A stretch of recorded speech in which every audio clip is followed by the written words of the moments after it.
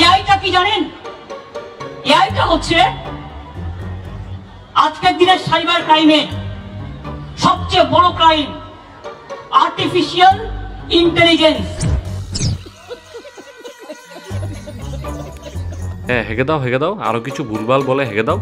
লজ্জা করে না তোমার এসব ভুলভাল বকতে? আমি তোমাকে দেখাচ্ছি এআই মানে কি। এআই হচ্ছে আর্টিফিশিয়াল ইন্টেলিজেন্স, যা হলো প্রযুক্তির একটি সেট যা কম্পিউটারগুলিকে কথ্য ও লিখিত ভাষা দেখতে, বোঝা এবং অনুবাদ করার ক্ষমতা রাখে। একদম শর্টকাটে আমি 2 লাইন বললাম, কিন্তু যদি বিশ্লেষণ করি তাহলে এটা অনেক বড় হবে।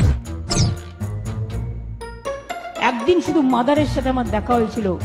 মাদার শিয়ালদার লড়াইতে দাঁড়িয়েছিলেন।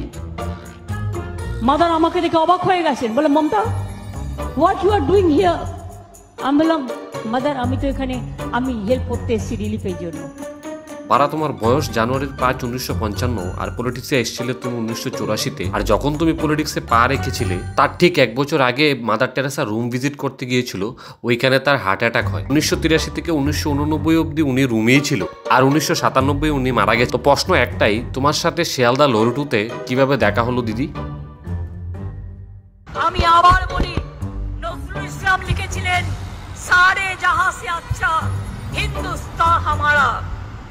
1 নম্বর মিথ্যেবাদী, এটা নজরুল ইসলাম লিখেনি, এটা মোহাম্মদ ইকবাল লিখেছে। যদি না জানো তাহলে দেখো চোখ খুলে ভালো করে। ছেড়ে দে নৌকায় আমি যাব মদিনা। রামকৃষ্ণ পরমহংসদেবের কাছ থেকে আমরা শিখেছিলাম, যত মাটি তত টাকা। হ্যাঁ, আর মমতা ব্যানার্জি বলেছিলেন, পাগলা গারদে মশা কামড়ায়।